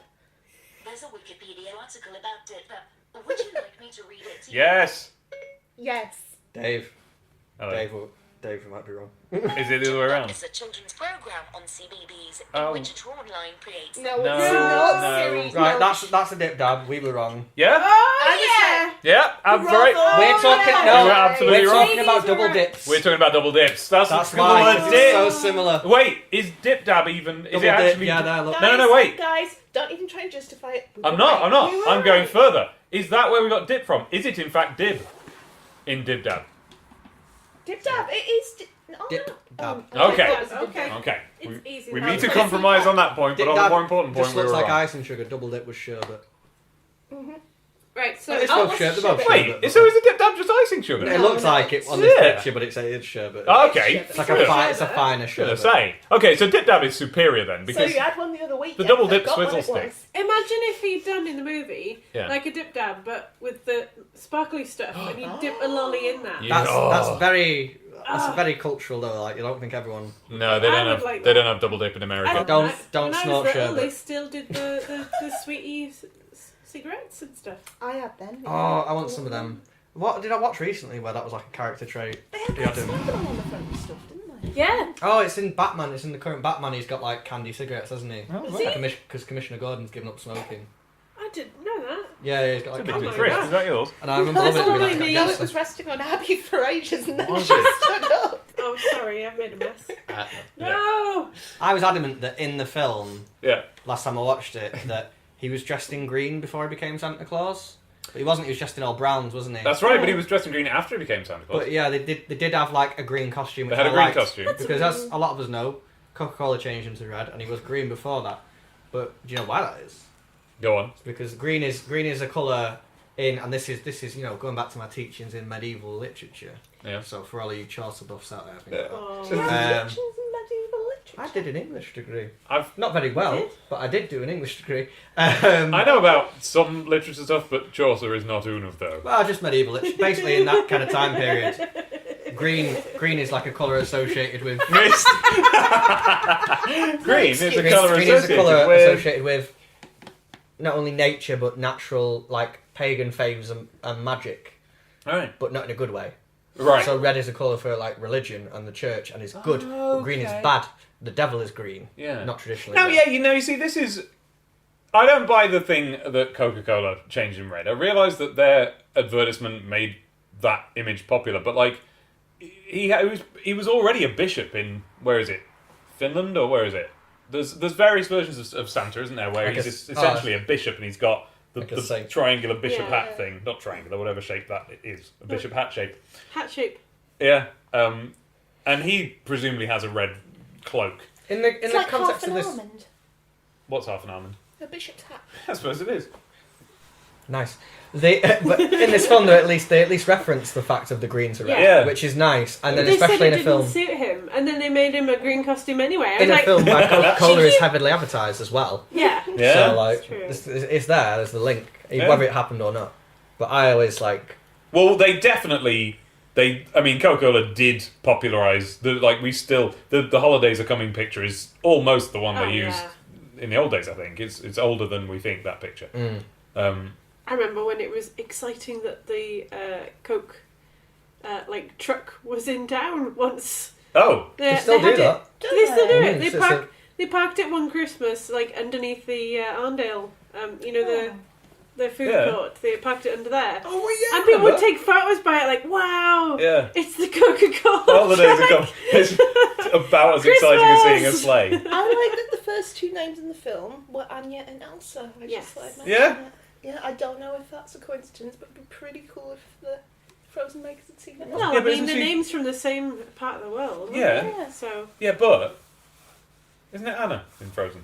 Yeah, but It's close Anya. enough. Okay, all right, I'll give you that then. Fair enough. I really like It's just Mrs. that- Claus. I think she's great. She's ace. I think she's a bit underrated. I think she's one of my favourite bits of the film. I think she's pretty fit in it. Yeah. She I'm is. not gonna lie.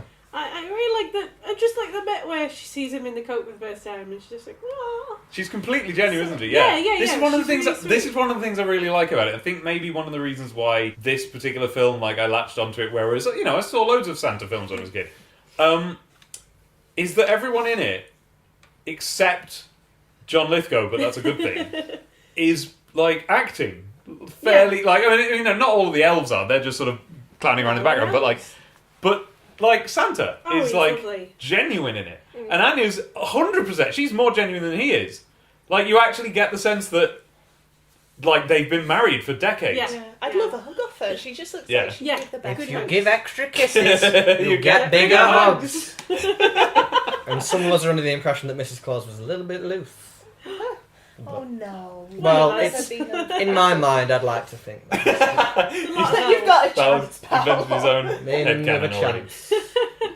And Slash fiction. apart from Puffy, who I'm sure I think she everyone writes romance fiction now. hates- Oh wow. What, that woman? I think so. There better be a Santa-based one. I'm well reading that. I'll write you some Santa fanfic if you want. Yeah. Yes. Oh yeah. I've already promised to make Paolo the outfit from Patch's advert. Oh yeah. the purple and green sequins. Those are my two favourite colours, and with sequins. Dude, if you can make clothes, I literally will dress up like any of the elves in that first scene where they first come in. I think all their Can we costumes do are it? ready. One of us will be Cosplay. Patch, and one of us will be like, what's his name, Puffer. Puffy. Puffy. And we'll just have a fist fight Yeah. on video. Oh, that'd be great. And the winner, like, it'll be like Money in the Bank match in WWE. We'll get like the apron from up on the left. There weren't a lot of women in that film No. at No. all. There No. were no lady elves. There was a young girl who was extremely adamant that to get a young homeless boy into her house, which I found like. Well, that Is was weird. it. Like the look she gives him from her bedroom window when she first sees him is very. It's hungry. It's a very hungry come look. hither. It's sort of filmed like it's a romance story, isn't it? Yeah. But on paper it isn't. Like, the things they say to each other and do, Yeah. it is just she's cares about this kid Yeah. and then helps him when he's ill. But But when she it's first the way meets it's him in front of filmed. the tree, she's like, "Hi." Yeah, exactly. I can't even remember the names. The So, kids. do you know Cornelia. Santa, Cornelia. hey? And Joe. I'm Cornelia. It's real. Yeah, and meanwhile, Hey, a baby. miracle is standing behind them. She's It's there Santa thinking, Claus. oh, he's really rugged, he's quite attractive, and he's connected. He knows Santa. Yeah. As a kid, that's a big deal. You get all the good presents if you're connected to He's Santa. like, she's got food and water. Yeah. It's all up for me. Aw. Yeah, we were talking about where, like, are her parents 100% absent in this film or not? They're dead. She says they're dead. She Well, says yeah, they're remember dead. the horrible ballerina is like, well, Oh, yeah, you haven't got I've any got parents. and Yeah. you don't have any. So, "Mm." no. I assume they were dead from that. You're right. Yeah. You don't have any parents. But the thing is, the kid, the boy, his personality is basically, I'm all rough and angry and instantly trusting. Because, like, first he's accusing Father Christmas of being a wino. Yeah. Yeah. And then, like... Yeah, and then he teleports him to his sleigh. Wouldn't you Yeah, believe but that? then he's just instantly, oh, this is amazing. Listen. Like, wouldn't you still have this moment of, are you messing with me somehow? This is weird. No, it's 100% trustworthy. Listen, the weird guy shows up. At first you think he's really dodgy. But then, something, and then you wake up somewhere else. It's completely trustworthy. That also happened to with me, and I Patch.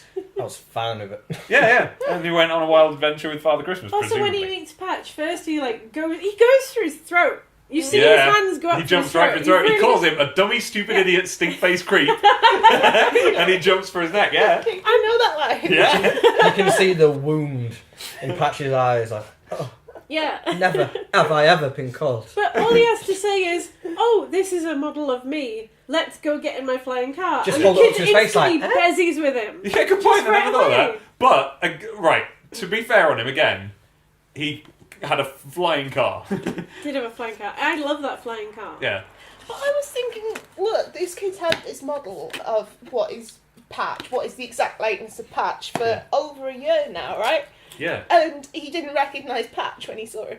Well, no, he did. He only just had the model. No, he did. No, but No, he he didn't did recognise recognise him Patch. because he's like, you're a prick. Because he was like, you've ruined Christmas. Yeah, but he didn't recognise Christmas the model. Oh, you mean when he saw the figure, he didn't go, Yeah, I hate this guy. Thanks, Santa. I would have loved the scene Smashes where it on he the like floor. was holding the wooden model, looking at Patch, looking at the model, looking at Patch, looking at the model, looking. Yeah, I mean, if his face He clicks out brains him with instantly, it. you think Yeah. he was just Yeah. put 2 and 2 together. Yeah. Without the guy who Well, was you going, know this what? is me. Even though I don't think this is intentional, the film allows for that by having there be some ambiguity as to whether or not it resembles him. You know, you got that bit where he's like, it's not Pat. Oh, I suppose it is. I mean, should we now try and structure how we talk about the movie? I tell you what.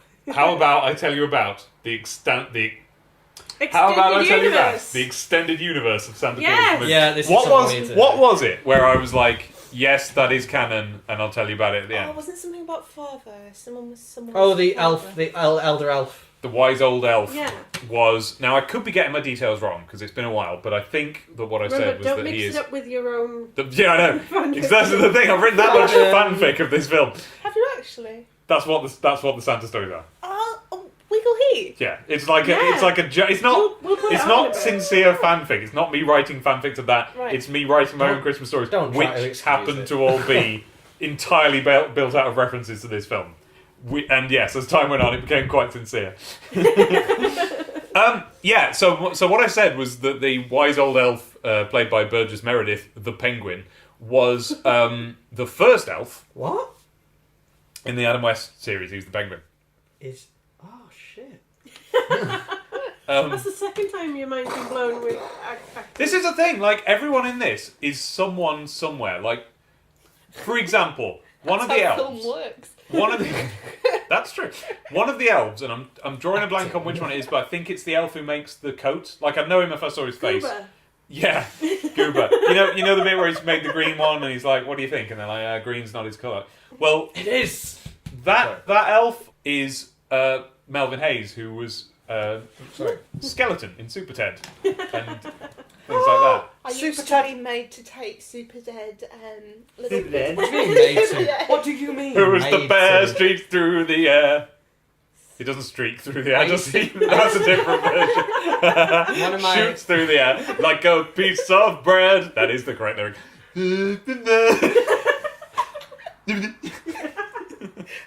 Carry on.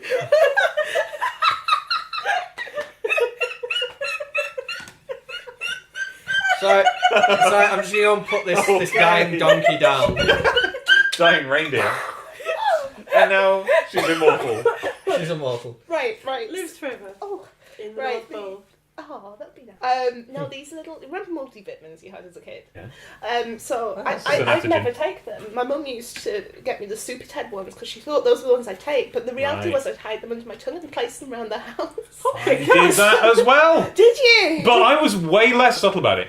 What? Why would you not take a Super Ted themed vitamin? It was Super Ted. It tasted like crap. Doesn't matter. It's Super See, I Ted. don't know about nice super. now. Well, they taste nice then, depending on the brand. The Super Ted ones must have been the little They brown, looked good. orange flavoured ones, maybe. Something It wasn't Not so they much were the shaped taste as like the Ted. texture. They were shaped like. Super I would have Ted. eaten the heck Put out it of in a it. red bottle. I put it used in to my have mouth. I didn't smaller swallow. ones, which presumably were because I was allergic to milk and eggs when I was a kid. So presumably to get up the vitamins, Mum would make me have these vitamin tablets, and they were little and disgusting. This is before they figured out making nice ones, right? And what I used to, my memory of this, and this is when I was a toddler, I was tiny. My memory of this is that this went on for some time, like a long time, but it can't have possibly lasted more than once.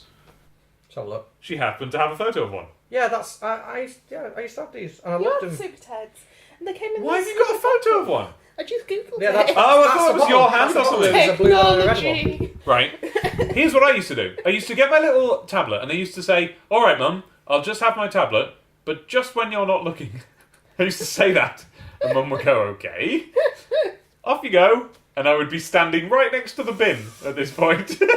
Go on. And the bin was like on a little step, so it was like at a level with me. So I'd be with this bin next to my face that I'm edging towards, and I'd be going, just turn around and I'll have my tablet. And she would turn around and I would put it in the bin. I can't understand this, considering the time that your mum magically heard your brother getting into the sugar bowl. I know. What?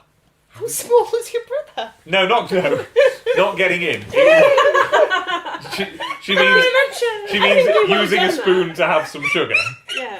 It was that we were all sitting in the living room, and Andy my brother wasn't in the living room, and Mum just was reading her paper and she went, Andrew, get out of the sugar bowl. And there was this from the other room like, how did you know? I was apeshit for Super Ted when I was little. Oh god, yeah. Yeah. My fondest memories were going to a video shop called Jack Beanstalk Video. I think it was called that. It's a Chinese chippy now. Jack and the Bean Sprout. I remember renting. There's like 3 Super Ted videos. I'd rent one of them every time. Yeah. And every time my dad would sigh. Because like the number of times I'd watched these Super Ted videos. It was a good time. What was his secret word? What was the Well, word? do you remember there was one episode where I swear you did hear it? You did, and I don't want to remember it. I don't know it. Takes the I magic do away. remember there being one episode where Bulk heard That's it. the one. It's the one where Bulk heard the word and became He turned Super into Ted Bulk. Super Bulk. And in that episode, Super Ted says at the end, maybe it was the last one and they just wanted to make it a big thing at the end or something. Was his mate named Spotty? Yeah. Yeah, That reminds me of another cartoon. There was like a alien the colour of Spotty, but like coiled or something. I'm trying to remember what that was. It wasn't the Jetsons. It was something similar. No, I'm trying to remember. It's like so vividly 80s and it's killing When me. you say coiled, do you mean the alien was just a spring? Yeah, kind of. It was a spotty spring? That's weird. I don't remember that. I'm going to have to look that up later. Listeners will have to help. Yes. If you remember an 80s cartoon set in space. So what I said was that the... well, this is the thing. I mean, we can all remember 80s cartoons set in space. It's just with a Which one? spotty spring alien. I don't know. It's like, might be jumbled up cartoons. I think Do we you- have something from Fantastic Max. Well, this is... It was I'm Fantastic straight on Max! Fantastic Max, yeah. Yeah. But he didn't have a spring friend. It's alright, love He had you an all. alien friend that Sorry. had like Maybe a it's too kind of a young for hooter this. thing, like a That trumpet nose. must be what I mean. Yeah. Must be. Yeah. Did he have like spring ears? Maybe. We have weird ears of some sort, yeah. There's something to do with spring in that. I'm making myself Yeah. sound a fool. This is the power of How did nostalgia. it go? Like I was saying at the beginning of the movie, wasn't I? That Max with his mate, who's a spring? Yeah, it was. It's a Yeah. spring. it was yay.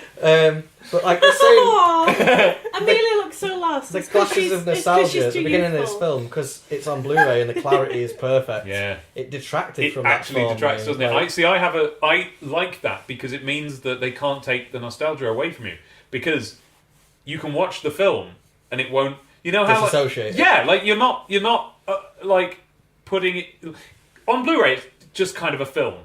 On VHS, it's a magical realm that you can sort of phase into. And like, if I ever want that nostalgia back, I can put. If I've got the video still, so I can put it on, and it'll have the adverts, and it'll have the bit where during the bit where Beezy, John Lithgow, grabs the kid Joe because he's intruding in his house. There's actually a gap there on my VHS of it because that was the point at which my brother, who at the time would have been 3, ejected the tape as it was recording No. to look at it to make sure, for me, that it was recording because That's he knew kinda how important sweet. it was Oh, to me. bless. Yeah. Yeah. So at the age of 6 or whatever, I was like, "Oh no, Andrew!" But then it very quickly dawned on me that no, this was an act. This was an act of kindness. You have to let me know if we get that out and watch it because I'd love to watch 80s adverts as well. Yeah. I was just trying to Google something to make an interesting contribution to the Oh no, you conversation. matter. Don't worry about it. You don't need to Google for interesting No. contributions. I no, learned the origin of Christmas stockings this year. My dad told me, Alright. but I was a bit drunk at the time. I'd forgotten half the story. Oh. So all I remember is it had something to do with stockings and nuns. So I just typed this into Right. Google. You Are tried we to- sure your dad wasn't on a flight of his own fancy? Every And good I've story needs not a got nun. what I hoped for. Oh, no. I was Nuns looking in for stockings. Is that what Yeah. we're saying? nuns stockings porn videos. I'm just gonna Thank you. look at these websites for research. Just to So- check which one's Just the to make right sure. one. So I Oh, want this There's a one's homeless free. man who only had a stocking, and the nuns put little things in his Oh. stocking, and the nuns thought this was such a good idea. They did it for. They did it for everyone. porn. That's good. I I'm want sure to talk that's about what the it was. elves. Go on. Right? The The Vendigum. yeah. In anything Where else. does that word come from? It's made up for this. Yeah. And by the way, it's got a Q. Vendicum. Oh. But it's pronounced Vendigum. I don't The know. Wendigo. And anything Horrible else, I think movie. they would have been a bit creepy. But they come across really well in this. I thought they were lovely. Other than Buffy. I love it. We've really got something against I Buffy, really haven't got we? something. Issue with Puffy. Because That lad's just working hard, right? he wanted Santa to have a brown suit. And then She's when never forgiven him. But Santa chose the brown suit for himself in the beginning. Blend in with Well, the yeah. wooden houses. Well, that's all they had in poor, those they've got days. no choice. Burlap. Maybe he was just trying Poor to people think can only get about brown Santa. clothes. They haven't got Sorry. red dye He out was just there. trying to No. think about Santa. Maybe he was thinking, well, he came in this suit. Maybe Yeah, maybe he wants likes that. I brown. know, but then the thing is, I he like gives grey. such a dirty look when his colour's not chosen. Yeah, he Like, does. He gives them Yeah. not doodles. Patch. He Patch. gives Patch. I keep calling doodles. Did a guy named Puffy ever, like, cross you? It's just he's the only one that comes across as ever being a bit sort of. I know. He makes it personal, doesn't he? Yeah. Everyone else is lovely. Patch is just Dooley ambitious. is the best. Patch, Oh, Dewey's great. Dooley's lovely. I didn't remember when I was a kid, but I could not handle those The pun. elf puns. Yeah. That was the other thing. The wise old elf being the one who made the prophecy, and the fact that in canon, he's not doing the elf puns because he's an elf and that's how they talk in this. He actually is doing bad jokes. He's just a prick. Yeah. I shall introduce How do you you. know that's canon? I shall tell you now. What? Because if I lead you over here, He's got the novelisation. some of my viewers may notice. Santa Claus, the movie, the book. No. The novelisation by Joan Vinge. Is it as good as the Vange. movie? Fange, I His hope. own- It's his own- nowhere near as good as the movie because it hasn't got the amazing Mancini soundtrack. And it hasn't got John But you can Lithgow's play it in the Oh, yeah, I was eyebrows. going to say. Sorry? It hasn't got John Lithgow's eyebrows. Exactly. This is quite good. I love movie novelisations, especially from the 80s. Yeah, I do. And like, I have reasons to. What are yours? Gremlins. Oh, really? Because you see the origin of the Mogwai. No way! Oh, Yeah. no. What's the origin of the Mogwai? They're from space. Okay. They were invented to be like a self-replicating race, Holy like crap. a perfect race, and they just when they They made the just first have ones, the first ones are like Gizmo and they're fine, but something just goes wrong as they're duplicating them when they come out the pricks. But the song that he hums is the song that they all used to sing to each other, Oh my and he's God. singing it because he's the last one. I'm going to get this. Yeah, oh, Oh, Oh, this should, I yeah. wonder if So, there's a... me and Anthony were talking about that. Our good friend Anthony, yeah. the other week, because he's read it as well. It's been a long time since I read it. He's like reminded me. He read it as well. Yeah. Is it long? It's a bit thicker than that.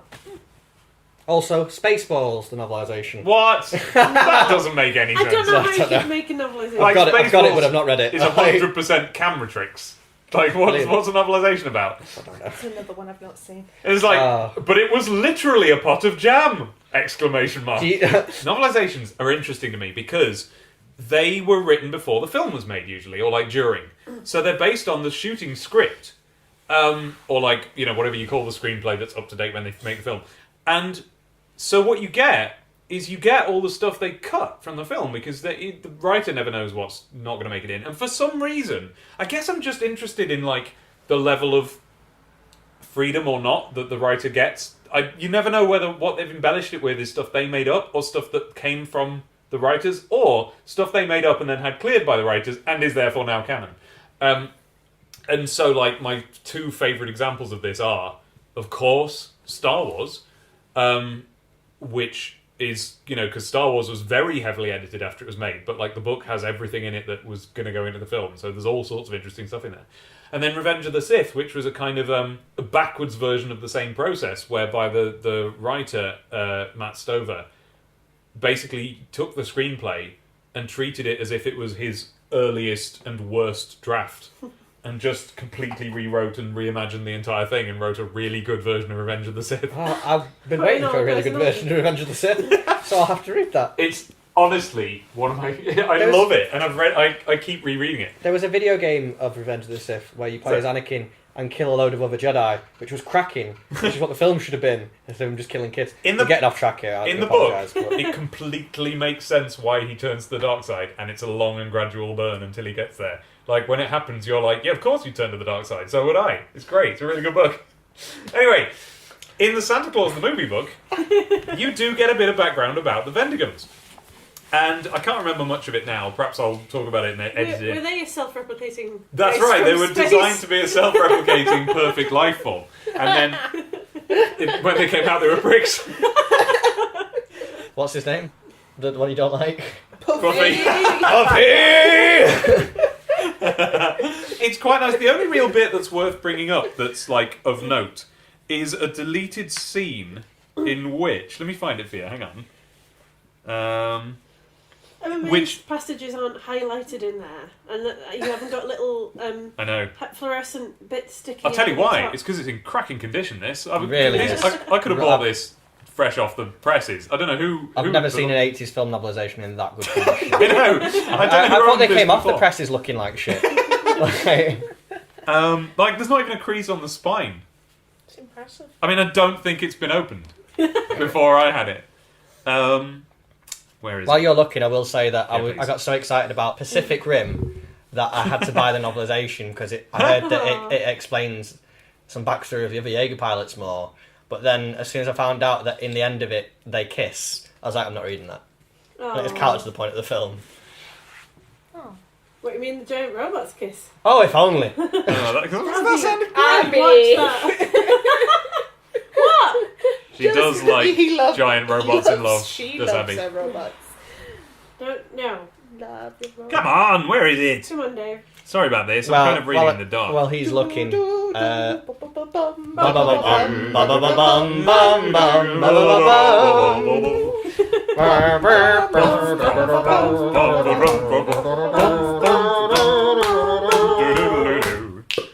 So there's a deleted scene reproduced in the book, which is deleted from the film, and you can tell why it's deleted. It's because it's too depressing. Is it on the Blu-ray? No. Oh. No, I was looking out for it. There was two things I was looking out for on the Blu-ray, because I knew something was going to be on there, and it turns out to be the bit where the press are interviewing BZ and Patch. And he's exclusive with BZ Toys, that bit. There's that. But it's just the complete reel of them shooting that scene. So, start to finish, every fluffed line, and then like, oh, okay, reset, everyone back in places, start again, boop, click, do it again. Is this online? Presumably it'll be on YouTube somewhere, yeah. And how long did that take then? About, I don't know, maybe 20 minutes, something like that, I don't know. Oh, so this is on the Blu-ray. That's on the Blu-ray. Right. What's not on the Blu-ray is two things I was looking for. This deleted scene, because it's the only deleted scene I'm aware of, and any shot of Santa and Anya's house, because they have a house. It's in the general grotto setup. They talk about it in here. Now, whether it was made up for this, I don't know, but I assume it's in there somewhere. Separate from the workshop? No, it's in it. It's like it's like it kind of comes out of the wall and there's just like a house in there, and you see them in it. It's the bit where they're sleeping and they're really comfortable. Yeah. I just imagine they had one sort of like studio flat attached to the workshop. Yeah, but apparently you see the outside of it in the, or at least this was what I was wondering about. A 'cause little it's- house where she makes him eat carrots and celery. Yeah, exactly. You see the inside of it, and there's a whole. Basically, it's just described with such love in this that I kind of assumed that it must be part of the set, and that they had design documents to write based on, or something like that. I don't know, but it's not in there. So, but then there's this. Santa walked down the street of a small town. Imagine depressing music. Of a small town, moving through the real world. Dun, dun, dun. So, Moving through the real world by daylight for the first time in centuries. After he had said goodbye to Joe and gone on with his Christmas Eve journey, he had found a patch present waiting for him, and for every child, in every home in the world. His feelings of depression and sorrow had come back with a vengeance, Jesus until Christ. at last he had decided not to return to the North Pole at dawn. As he had always done before, he had to wait until Christmas Day arrived and see for himself what was in Patch's present. Was it truly so wonderful that it would make children everywhere turn their backs on the man who had loved them so unselfishly for longer than they could imagine? this is Batman levels of like fucking depressing introspection. I'm just getting a little piano so I can play that tune Hannah played that you can edit in later. No, do it now, like over the top of us. It's the from the end of like the Hulk Yeah, television the whole show. music. Oh, is Dun, it? dun, dun, dun, when he's hitchhiking in. Dun, dun, dun, dun. Trouble is, coming out of Power, it sounds like Jurassic Park. Does it? A little bit. Dun, dun, dun, dun, dun. Following your way down the road. Dun, dun, dun, dun. And then it just pans out further, and there's a really sad Tyrannosaurus Yeah, walking down the road. no one It's can see actually his phone music. because he's got tiny arms. It was a strange and uncanny feeling to walk down a small town street in the flesh as a real person, rather than a phantom out of legend. Jesus Christ. He looked right and left at the modern homes and office buildings, at the television aerials, his bane by night, sprouting everywhere. Ooh, drr, ow, drr, ooh. This is Batman! And the cars lying patiently under blankets of fresh snow, but even the marvellous strangeness of all he saw could not lift the heaviness of his heart. He turned a corner, following the pavement aimlessly, and came face to face. That's it. Oh no, it's. Just play Jurassic Park. That's Jurassic Park. Just go on YouTube and get up like at the end of it. The Hulk music. hitchhiking. Okay. Hulk Oh no, because then it'll probably get pulled from YouTube then. That's not licensed, surely. What, the Hulk music? Of course it is. No, It's in the Hulk movie. No. I'm just the gonna piano theme improvise with for a Henry's bit. hitchhiking. Yeah. That can't be licensed by now. It's in the movie. That's it.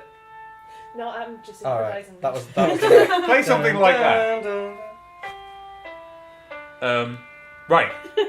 Chopsticks. He turned a corner, following the pavement aimlessly, and came face to face with a large metal dustbin, lying helter-skelter on top of the rubbish inside. Just as they'd landed when they were tossed there, were half a dozen of the distinctively wrapped red and green presents that he had so patiently and lovingly left for children in their own homes the night before. And now they were being thrown out, callously rejected by uncaring children who had not even bothered to open them to see what was inside before throwing them away. Right, that children- would never Hang on. ever happen. Children with more money than sense. Yeah. He stood motionless for a long moment. It's going to get worse. Shaking his head despondently. And as he stood there, without the strength or spirit even to move, two boys rounded the corner to run and crashed into him. They stopped, recovering their own balance, glaring down at him. Right, they've knocked him over. I don't know why she isn't more explicit about that. As if the collision had been his fault instead of their own. Watch it, mister! The first boy snapped. Look where you're going! His companion said sullenly. Neither one of them made any move to help the elderly man get to his feet. The first boy looked Santa up and down, seeing his classic red suit and white beard, and his face twisted. Hey, mister, he sneered. You ought to get yourself another outfit. What do you want to dress up like that loser for? Jesus. Oh my The God. two boys started to move past him. Catching his breath, Santa Claus called out, Hey, boys. They stopped, turning back with impatient faces. Yeah? The first boy asked. May I ask you something? Santa said, as pleasantly as he could manage. What did you get for Christmas? The Puce Lollipop! The boy answered. Lollipop. Well-educated children with more money than the sense. Lighting up. The greatest! I thought I'd never come down, his friend shouted, balancing on one foot as he remembered walking on air. Santa Claus searched their faces. And by the way, have we already established that it's not even Christmas morning yet? They're looking down at him because they're flying. Oh, because they're flying? Yeah. Okay, so they haven't knocked him onto his arse, okay. Well, no, as he remembered walking on air. Balancing on one right. foot as he remembered walking on air. I don't know what school you went to, Dave, but my school did not teach me about the colour puce. Same. No. Well, actually, no, it did when they played Santa Claus the movie to us. Santa Claus searched their faces, seeing nothing but selfish satisfaction. Remembering what had made him begin giving his gifts on this special day so long ago, he asked softly, And what did you give this Christmas? The boys stared at him uncomprehendingly. What did we what? The second boy asked. Give, Santa said again. I'm about to give you something. Give! The first boy turned to his pal, equally blank-faced. What's he talking about? The second boy waved his hand, wiping away the question and the sight of the strange old man in the Santa suit along with it. Who cares? He said sourly. They turned away and walked on again, leaving the formerly merriest man in the world, looking the saddest and feeling the loneliest. Jeez. There you go. If that had ended with them just diffing him up, don't think I'd have felt much lower. Really low. And then it's followed by a bit where he goes home and like his wife greets him, but he won't talk to her, and he just walks silently away. Oh, Oh my goodness. Anya. Not Yeah. Mrs. Claus. Lovely old Anya. She can make him so much happier. Right, but you're just repeating because you don't know the tune. You're just doing what he's saying. Yeah. I don't know the tune. I'm just playing what he said. Can't get that back. So that's the extended universe of Santa Claus the movie. You guys want to play levitating stick ball? Quidditch. Quidditch, A yeah. few basically. years later, when that caught on, they could actually play it. And then the only other sort of piece of Santa Claus the movie paraphernalia I have is the wonderful and the beautiful Oh, it's expanded great. soundtrack. Which, Oh, that looks nice. well, there was a soundtrack album in the 80s, only available on vinyl and possibly tape, but I Can I haven't. have a look at that? Yeah, careful. It's one of these where the disc always falls out on you. So, Oh, be careful. that artist rendition is pretty good aside from the actual picture of Santa. yeah, it's Everyone else the looks Santa is just anyone, but that's because they had an actual photograph of the two of them. But he's to got to paint. look like everyone as well, though, hasn't he? Because he's Santa. I guess so. Yeah, it wasn't he a good Santa though. Oh, he was Yeah, cracking he's a good Santa. I Santa. can't believe he's the Big Lebowski. I know. He's got the right sort of twinkle in his eyes. Yeah. Yeah. Oh. There was, so there was a soundtrack in the 80s, but it was like very, very, very, very, very, very truncated. It didn't even have all of like the key tunes in it, because having watched this just now, there were scenes that were entirely music based, right? And not all of them were included on the album. And one of them, the big making toys sequence, where they were turning the names across on the beds and going down the pole and then making all the toys. Is that Yeah, that was a revelation when you were like, oh, it ships, and we were like, oh, they don't just change the names when they wake up. That's not from the book. I just figured that out. I just Oh, you thought they were literally shared changing their beds. names to We different. didn't know what Oh, no. might have been the job or something, or whatever. No, that's what it is. They do share beds, but they've changed the name for the next elf who's coming home from work Oh to get no, in. I thought they like rotated around the room. Yeah, change the name, but not the sheets. Yeah, Yeah. I mean, presumably maybe the bastards. next elves will do that. I don't know, but If they're immortal, why do they sleep? well, let's assume they sleep, but they don't sweat. They came from that magic star. So Yes. sorry. So they did this album in the 80s. The Making Toys sequence had lyrics to it on the album, and I hadn't heard these when I wrote my lyrics to that song. I love Leslie Bricusse dearly. Willy Wonka was amazing. The stage Yeah, version of Willy Doctor Wonka's Dolittle, I great. love every bit of it. Not keen on the words to Making Toys, but so essentially, like the Santa album wasn't very good. And they've included it. It's disc 3 on this CD, is the original album, with the original mix. But for the rest of it, not only did they put the full score of the film on, but the way they did it was, they found the original master tapes. And it sounds amazing! Like, there's only 2... What did they record it on originally? Was I it? don't know, but whatever it was. Whatever it was. What might say? There might be a little blurb in it. Hang on. And who was it? Who recorded it? Who recorded it? The National Philharmonic Orchestra, choir master John McCarthy, orchestrations Mancini. I need to know what this elf thing is that you're going to tell us, because it's driving me insane. Well, it's not anything It's like, huge. it's like knowing about the Mogwai. I need to know. I about think it these just says something Wendigos. like they were around for thousands of years. They ate human flesh. They ate human flesh. Yeah. They originally didn't look like humans. They ate the flesh to resemble those. Recorded at CTS Studios, London. Was recorded in the UK. Was it UK orchestra then? I don't know. Well, I mean, it just says the National Philharmonic. I don't know if that's this nation or not. Abby's on the floor. We've lost her. No, I'm just chilling. Well, look, I can't in this light and so on find any mention of what it was recorded on. But I feel like I did know. I feel like I've read it somewhere. I guess we haven't touched on one thing. Yeah. That's quite important. Go on. The fate of Beezy Yes! is a bit much. I mean, he's not nice, but It is his own doing. We've Just got think of all the 6 children minutes he might left have killed on with those this. toys. Okay, well, we'll talk for 6 minutes. but getting shot into space, and in the last victorious notes of the soundtrack. See, I think they're a bit creepy. I think those last You reckon? brass sounds feels are a a bit little like bit. I think they're fanfare kind of to me. creepy. Yeah, Yeah. it's between the two. It's a fanfare, but it's like, it's almost like, Ominous fanfare. yeah, it's like you have the happy music, and then it's like you get this sense of, almost like blame. Like the film goes, so you were happy, were you? But what Well- about this? Someone goes, yeah, look at this dickhead. This is the ultimate outcome of what happened here. We've seen the happiness going on in the elf place, and then it zooms out. But no, there's a man in space It's now. just desserts music, though, isn't it? It's like, yeah, riotous, and then like, He well, ate that's all what you those. get. He brought it on Well, himself. Yeah, he totally did. He manufactured them himself. He didn't check that it was okay. He knew what was going to happen. He didn't put them through R&D to make sure that they were safe. He ate them like a pig. He was then fleeing from the With authorities. his eyebrows. Yeah. Mhm. I'll tell you what it is though. Flipping magic. The chords at the end is one of the best endings. Like I put it up there with like the end of Star Wars. I think it's one of the best ending musics of any film. The fact that it ends on this weird, triumphant chord, I think it's amazing. That 80s song at the end is weird as well. Love it. I love that I song. like it, but I think it's tonally different. from It's the rest of the totally, film. completely different. It is weird to skip that. So, what happens? Does Joe stay with them forever now? Must do. Like, Yeah. does he become the assistant? Is he dead now? Yeah, he's not Did he immortal, die is in that explosion? No. Yeah, but they're there 'cause they That's died. why he ended up with them. Oh.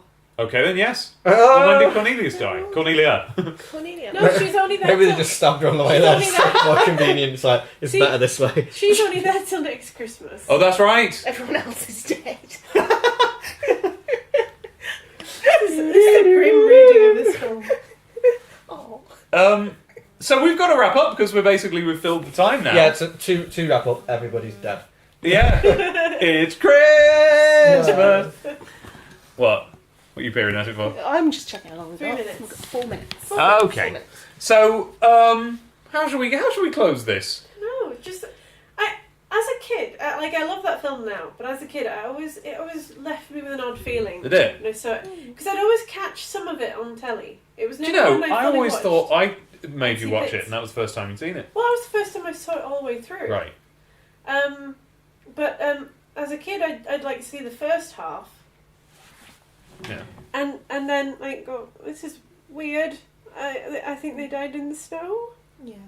And See, I then never thought that as a kid. Never. No, I didn't. I was well, I mean, quite I would taken. watch You're a them- downbeat child. I would watch the Moomins, the original Fuzzy Felt sort of Moomins, and I'd go, every shot of this feels like the end of the world to me. Just scared the shit out of me. The movies. I was really bothered by it. But then like I'd turn on the telly at Christmas and I'd see the bit where the kids' toys are falling apart after Patch made them. And I'd get sad about that. That thing- made me And then- really heartbroken. Yeah, that's really sad. It's supposed to. And I know, but I was like 6 and I couldn't deal with it. Like I was like, oh my god, it's Christmas Day and all their toys are breaking. I was like, yeah, Oh, no. so you're right for getting a wooden bike for Christmas, you tit. And then and then I'd catch like the end and see a man floating about in space, and it would remind me of the creepy bit in Superman 2, and I'd be like, no. The only thing that stuck with me as a child was the colours and the Yeah. association between them and Christmas. It's like why I like the old like 80s style Christmas trees with all the, Yeah. the garish colours on them, because that embodies Chuck Christmas. everything on, yeah. The only things that stick with you are the things that you associate and, well, just like tie things together thematically through your childhood. But But yeah. yeah, I find that a really nice film now. Like, I think it's a lot of fun. Yeah, as he's floating off in the end, you don't feel sad anymore, you think, fuck him. I feel bad for Towser. I don't know Yeah. why. Like, Oh yeah. he kind of got dragged into it, and then He was arrested trying in to stop place. him. Oh, but then he did No, be like, then like, he's- haha, I'll go to Brazil. Ah, Went Brazil. over at the end. No, do you know what though? It wasn't his fault. Like anyone could talk him into anything. Yeah. I don't. Yeah. I think. One mention of string bikinis is away. Yeah. I don't think it was the bikini he was after. He was after Beezy. So, if you want to read our fanfic, there'll be a link in the description. 18 Well, there plus. actually will. That's actually a thing. There you go. Does everyone feel Christmassy now? Yeah. It's after Yay. Christmas. Yay! Happy New I Year! can Happy finally New be Year. done with Christmas now. I've watched that. Yay. I'm a bit sad though, it's a few months now. Fuck it off. It's what? A few months till what? Christmas.